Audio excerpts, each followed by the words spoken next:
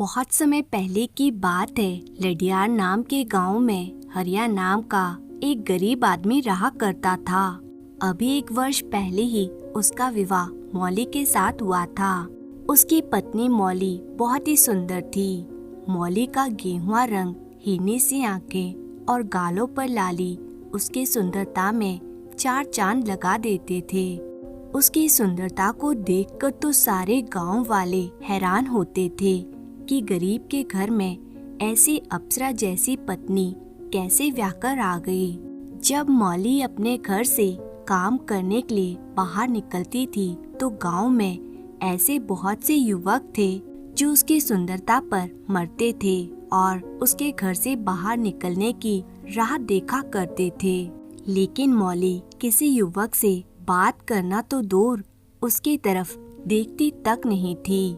हर कोई जवान उसे देखकर अपनी छाती पर हाथ रखता और आहें भरता, मगर मौली नजर नीची करके अपनी राह पर चली जाती थी। एक दिन मौली सिर झुकाकर घास काटने के लिए खेतों को जा रही थी तो उसका गुलाबी बदन सूरज की सुनहरी किरणों का स्पर्श पाकर कुंदन की तरह दमक उठा। तभी अचानक सामने से गांव का एक जमींदार सूरज सिंह उसे आता हुआ दिखाई दिया। मौली ने चाहा कि कतराकर निकल जाए, मगर सूरज सिंह ने उसका हाथ पकड़ लिया और कहने लगा, मौली, तुझे मुझ पर जरा भी तरस नहीं आता।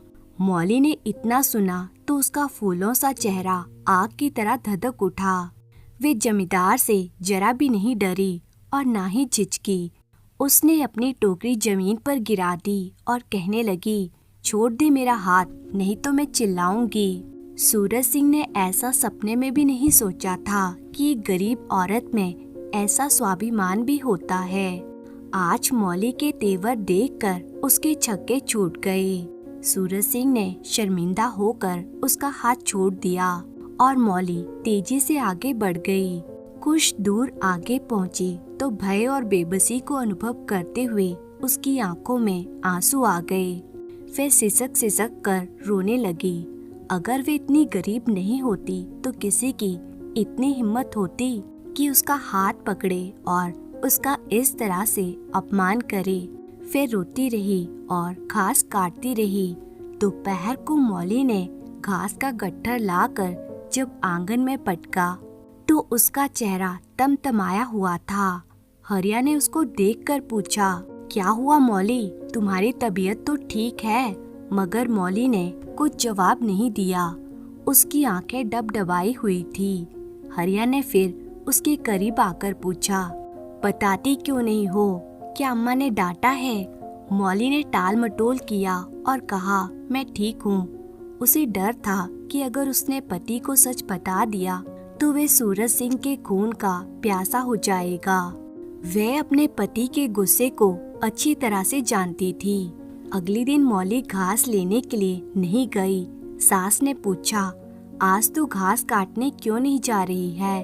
गांव की सारी औरतें तो घास काटने चली गई हैं। मौली ने सर झुकाकर कहा, मैं अकेली घास लेने नहीं जाऊंगी।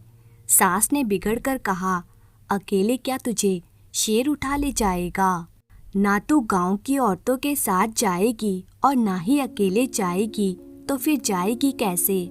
साफ साफ क्यों नहीं कहती कि तुझे घास काट कर लाने में तकलीफ होती है? मेरी बात कान खोल कर सुन ले। अगर तू घास काटने नहीं जाएगी तो मेरे घर में रानी बनकर तेरा गुजारा नहीं हो पाएगा। किसी को चाम प्यारा नहीं होता, काम प्यारा होता है।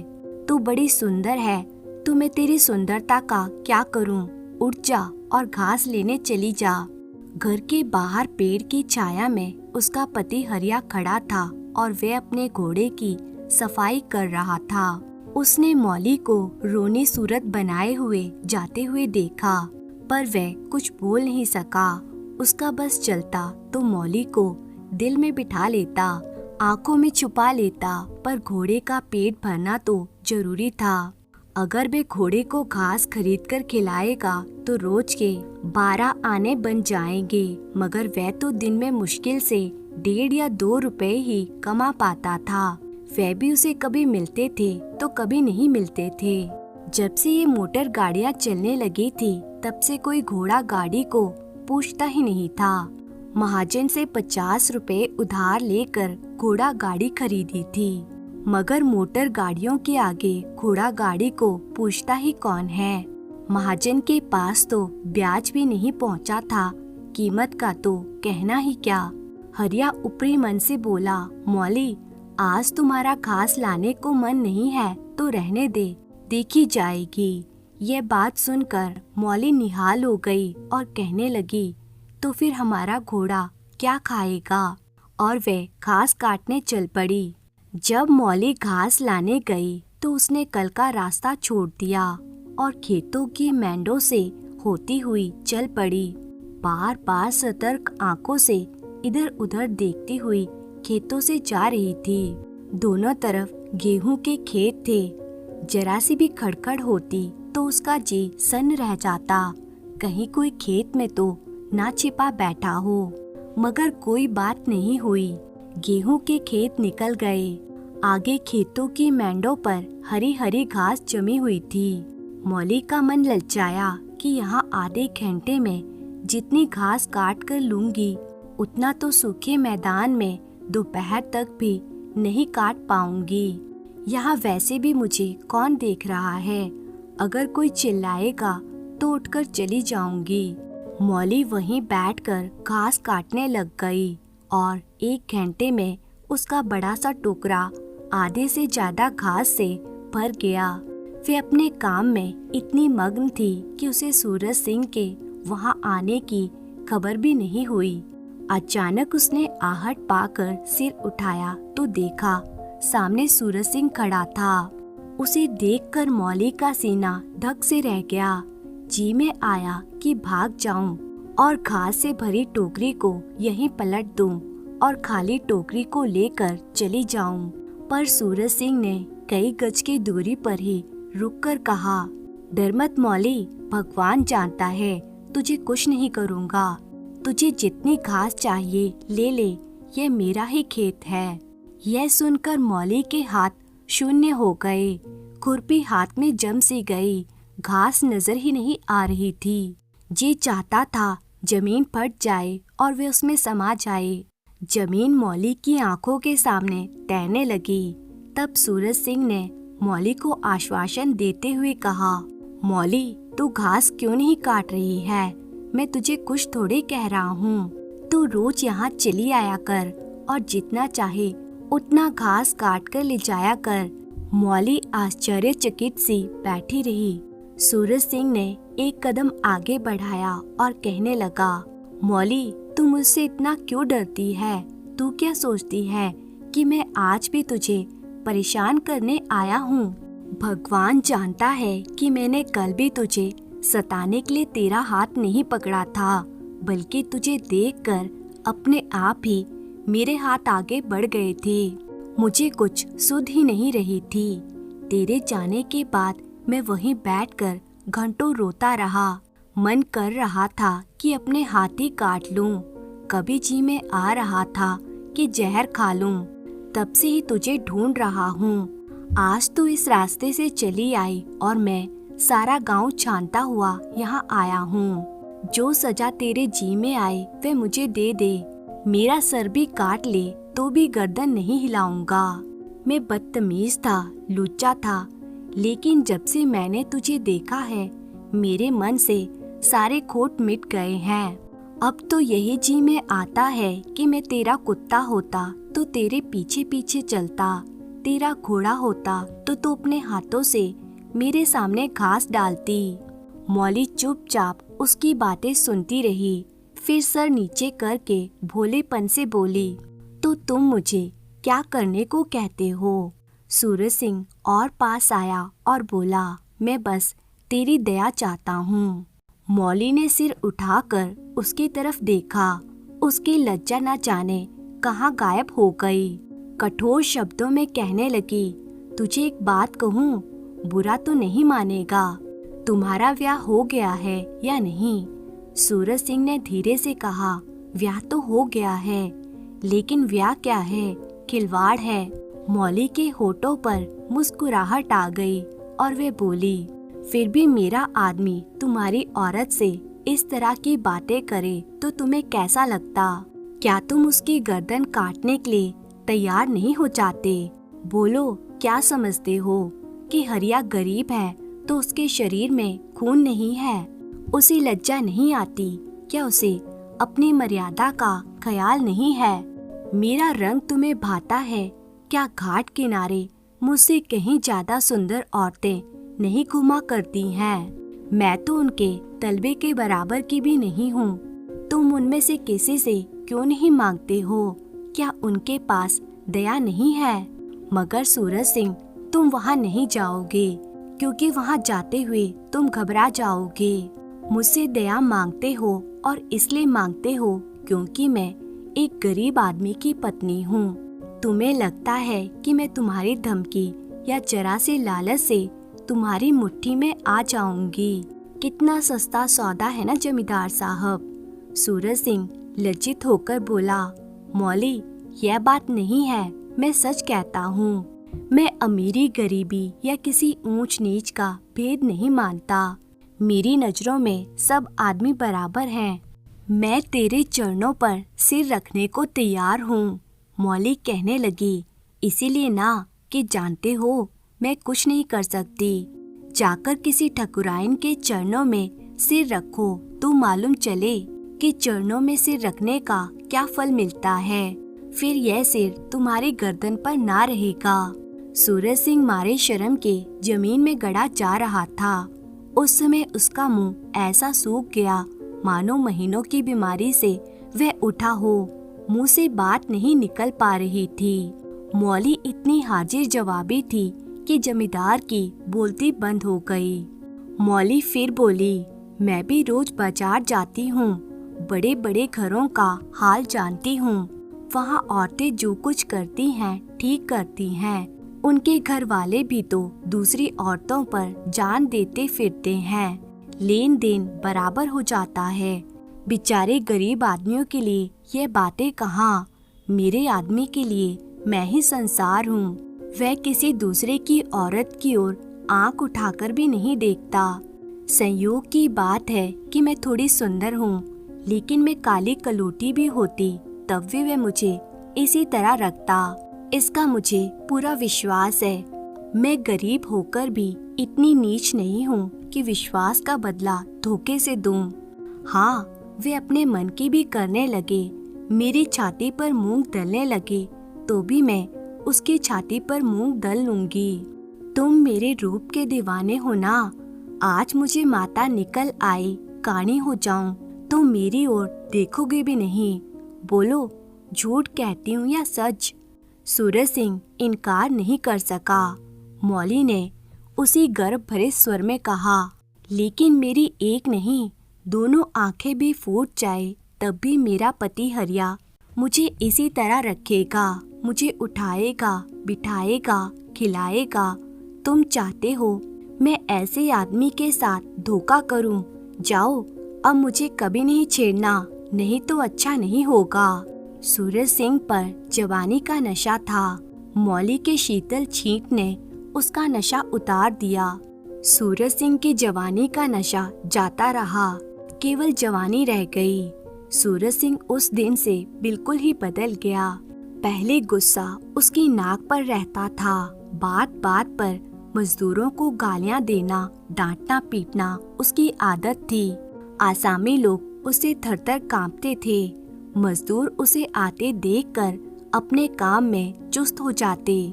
पर ज्यों ही उसने इधर पीठ फेरी और उन्होंने चिलम पीना शुरू कर दिया। सब दिल में उसे जलते थे, उसे गालियां देते थे। मगर उस दिन से सूरज सिंह इतना दयालु, इतना गंभीर, इतना सहनशील हो गया कि लोगों को आश्चर्य होता था। कई दिन गुजर गए। एक दिन शाम का समय था।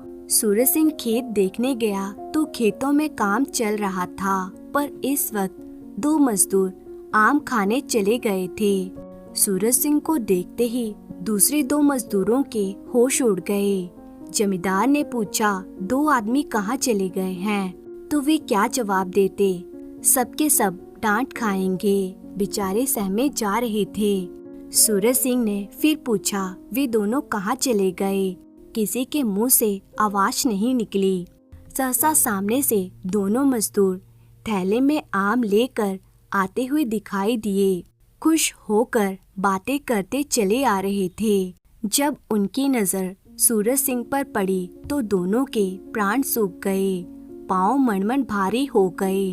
अब न आते बन रहा था, न जाते बन रहा था। दोनों समझ गए कि आज डांट पड़ेगी, शायद मजदूरी भी कट जाए।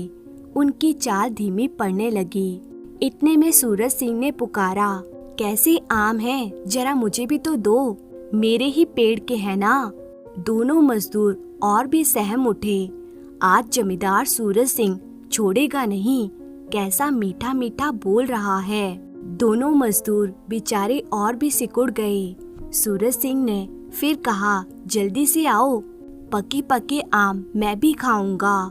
फिर दोनों मजदूरों ने जाकर सब आम सूरज सिंह के आगे रख दिए और पके पके आम छांट कर उसे देने लगे। जब सारे आम खत्म हो गए तो सूरज सिंह चलने लगा। तभी दोनों अपराधियों ने हाथ जोड़कर कहा, भैया जी आज जान छोड़ दो, बड़ी भूख लगी थी, नहीं तो कहीं नहीं जाते। सूरज सिंह ने नम्रता से कहा, तो इसमें बुराई ही क्या है? मैंने भी तो आप लोगों के साथ बैठकर आम खाए हैं। एक आधे घंटे का ही तो काम रुका है ना। तुम चाहोगे तो घंटे भर का काम आधे घंटे में निपटा दोगे, और ना चाहोगे तो दिन भर में भी घंटे भर का काम नहीं होगा। यह कहकर सूरज सिंह तो चला गया। चारों बातें करने लगे। एक ने कहा, अगर मालिक इसी तरह रहें तो काम में जी लगता है, यह नहीं कि हरदम छाती पर सवार रहें। दूसरा कहने लगा, मैंने तो समझा आज कच्चा ही खा जाएगा। तीसरा बोला, कई दिन से देखता हूँ इनका मिजाज नरम हो गया है। चौथे मजदूर ने कहा, सांझ को पूरी मजदूरी मिले तो कहना। एक दिन सूरज सिंह को किसी काम से कचहरी में जाना था। 5 मील का सफर था। यूं तो वह बराबर अपने घोड़े पर जाया करता था, पर आज धूप बड़ी तेज हो रही थी। सोचा घोड़ा गाड़ी में चलता हूँ। एक आदमी के पास हरिया को खबर भिजवा दी कि मुझे लेते जाना। कोई 9 बजे हरिया ने पुकारा तो सूरज सिंह तैयार बैठा था। झटपट घोड़ा गाड़ी में बैठ गया। उसने देखा कि हरिया का घोड़ा इतना दुबला हो गया है, गाड़ी की गद्दी इतनी मैली, सारा सामान इतना गंदा कि सूरज सिंह को उस पर बैठते भी शर्म आई। उसने पूछा, यह सामान क्यों बिगड़ा हुआ है? हरिया, तुम्हारा घोड़ा तो इतना दुबला कभी नहीं था। आजकल सवारियां कम है क्या? हरिया ने कहा, नहीं मालिक, सवारियां तो है, मगर मोटर गाड़ियों के सामने घोड़ा गाड़ी को पूछता ही कौन है। कहाँ 2, 2.5 या 3 रुपए की मजदूरी करके घर लौटता था, कहाँ अब 20 आने भी नहीं मिलते। क्या जानवर को खिलाऊं, क्या आप खाऊं? बड़ी विपत्ति में पड़ा हूँ। सोच रहा हूँ घोड़ा गाड़ी बेचकर आप लोगों की मजदूरी ही कर लूं, पर कोई ग्राहक ही नहीं मिल रहा। ज्यादा नहीं तो 12 आने तो घोड़े को चाहिए ही, ऊपर से घास। जब अपना ही पेट नहीं पलता तो जानवर को कौन पूछे। सूरज सिंह ने उसके फटे हुए कुर्ते की तरफ देखकर कहा, 2-4 बीघे खेती क्यों नहीं कर लेते? हरिया सिर झुकाकर बोला, मालिक, मैंने तो यही सोचा है कि कोई ग्राहक लग जाए तो घोड़ा गाड़ी को कैसे तैसे निकाल दूं, फिर घास काट कर बाजार ले जाया करूँगा। आजकल सास और बहू दोनों घास काटने जाती हैं, तब जाकर 10 आने पैसे नसीब होते हैं। सूरज सिंह ने पूछा, तो तुम्हारी माँ भी बाजार जाती है? हरिया लज्जाते हुए बोला, नहीं मालिक, वे इतनी दूर कहाँ चल सकती हैं। घर वाली चली जाती है, दोपहर तक घास लाती है, तीसरे पहर बाजार जाती है, वहीं से घड़ी रात गए लौटती है। मालिक, क्या करूं, तकदीर से क्या जोर। बातों ही बातों में सूरज सिंह कचहरी पहुंच गए और हरिया सवारियों की तलाश में इधर उधर घोड़ा गाड़ी को घुमाता हुआ शहर की तरफ चला गया। सूरज सिंह ने उसे 5 बजे वापस आने को कह दिया था। कोई 4 बजे सूरज सिंह कचहरी से फुर्सत पाकर बाहर निकला। सूरज सिंह ने पानी पिया, खाना खाया और सोचने लगा कि कोई मोटर गाड़ी मिल जाए तो जरा शहर चला जाऊं कि तभी उसकी नजर एक घास बेचने वाली पर पड़ गई। सिर पर घास का गट्ठर रखे ग्राहकों से मोल भाव कर रही थी। सूरज सिंह का हृदय उछल पड़ा। अरे यह तो मौली है। बनी ठनी एक गुलाबी साड़ी पहने कोचवान से मोल भाव कर रही थी। कई कोचवान वहां पर जमा थे। कोई उससे दिल लगी कर रहा था, कोई घूर रहा था, कोई हंस रहा था। एक काले कलूटे कोचवान ने कहा, मौली तुम्हारा घास तो 6 आने का ही है। मौली ने कहा, 6 आने का लेना है तो सामने बहुत सी बैठी हैं, वहीं चले जाओ, 2-4 पैसे कम में पा ही जाओगे। मेरा घास तो 12 आने से कम का नहीं जाएगा। एक अधेड़ उम्र कोचवान ने कहा, तेरा जमाना है, 12 आने नहीं, 1 रुपया मांग ले। यह देखकर सूरज सिंह को ऐसा क्रोध आ रहा था कि इन दुष्टों को जूतों से पीट दे। सबके सब कैसे उसकी ओर टकटकी लगाए ताक रहे थे, जैसे कि आंखों से पानी पी जाएंगे। और मौली भी यहाँ कितनी खुश है, न लज्जा है न झिझक है, और कैसे मुस्कुरा रही है। रसीली आंखों से देख देख कर, सिर पर आंचल खिसका खिसका कर, मुंह तोड़ मरोड़ कर बात कर रही है। ये वही मौली है जो शेरनी की तरह तड़प उठी थी। इतने में कोई महाशय ने मौली को रसिक नेत्रों से देखा और अपनी गाड़ी में जा बैठा। मौली घास का गट्ठर लिए उस गाड़ी के पीछे दौड़ी। गाड़ी में एक अंग्रेजी फैशन के जवान वकील साहब बैठे थे। उन्होंने पायादान पर घास रखवा ली, जेब से कुछ निकालकर मौली को दे दिया। मौली मुस्कुराई। दोनों में कुछ बातें भी हुई जो सूरज सिंह नहीं सुन सके। एक ही क्षण में मौली प्रसन्न मन से घर की ओर चली गई। सूरज सिंह की समाधि टूटी। हरिया की घोड़ा गाड़ी उसे सामने से आती हुई दिखाई दी। फिर उसमें बैठ गया। कुछ दूर घोड़ा गाड़ी निकल गई तो सूरज सिंह ने हरिया से पूछा, आज कितने पैसे कमाए? हरिया ने हंसकर कहा, आज तो मालिक दिन भर खड़ा ही रहा था, कोई सवारी नहीं मिली, ऊपर से मैं 4 आने की बीड़ियां भी पी गया। सूरज सिंह ने कुछ देर के बाद कहा, मेरी एक सलाह है, तुम मुझसे रोज 1 रुपया ले लिया करो। बस जब मैं बुलाऊं तो घोड़ा गाड़ी लेकर चले आया करो, तब तो तुम्हारी घरवाली को घास लेकर बाजार नहीं जाना पड़ेगा। बोलो मंजूर है? हरिया ने सजल आंखों से देखकर कहा, मालिक आप ही का तो खाता हूँ, आप ही की प्रजा हूँ, जब मर्जी हो आप मुझे बुला लेना, आपसे रुपए लेना ये मैं ना कर सकूंगा। सूरज सिंह ने फिर कहा, नहीं मैं तेरी मजदूरी नहीं लेना चाहता, तुम मुझसे 1 रुपया रोज ले जाया करो, मगर घास लेकर घरवाली को बाजार मत भेजा करो। तुम्हारी आबरू मेरी आबरू है, और भी रुपए पैसों की जब जरूरत हो बिना किसी हिचक के मेरे पास मांगने आ जाना। हाँ देखो, मौली से ये बातें भूल कर भी मत कहना। फिर कई दिनों बाद एक शाम मौली और सूरज सिंह की मुलाकात हो गई। सूरज सिंह आसामियों से माल गुजारी वसूल करके घर की ओर जा रहा था कि उसी जगह जहां उसने मौली की बाह पकड़ी थी, मौली की आवाज उसके कानों में आई।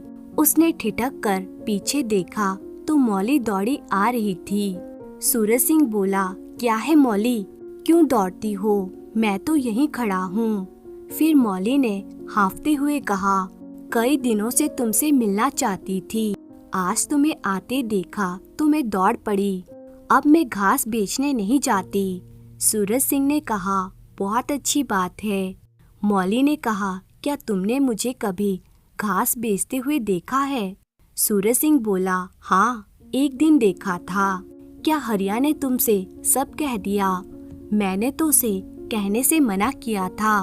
मौली कहने लगी, वो मुझसे कोई बात नहीं छिपाता। दोनों एक क्षण चुप खड़े रहे, किसी को कोई बात नहीं सूझी। तभी अचानक मौली ने मुस्कुराकर कहा, यहाँ तुमने मेरी बाह पकड़ी थी। सूरज सिंह ने लज्जित होकर कहा, उसको भूल जाओ मौली, उस समय न जाने मुझ पर कौन सा भूत सवार था। मौली गदगद कंठ से बोली, उसे क्यों भूल जाऊं? उसी बाह गए की लाश तो निभा रहे हो। गरीब आदमी से जो चाहे कराओ, तुमने मुझे बचा लिया। फिर दोनों चुप हो गए। जरा देर के बाद मौली ने फिर कहा, तुमने समझा होगा, मैं हंसने बोलने में मगन हो रही थी। सूरज सिंह ने बलपूर्वक कहा, नहीं मौली, ऐसा तो मैंने एक क्षण के लिए भी नहीं समझा। मौली मुस्कुराकर बोली, मुझे तुमसे यही आशा थी और यही रहेगी। फिर वे दोनों अपनी राह चल दिए। दोस्तों, आपको ये कहानी कैसी लगी कमेंट करके जरूर बताएं, और कहानी पसंद आई हो तो लाइक जरूर करें, और ऐसी कहानियाँ देखने के लिए मेरे चैनल दिव्या सागर स्टोरीज को सब्सक्राइब कर लीजिए। आपका बहुत बहुत धन्यवाद।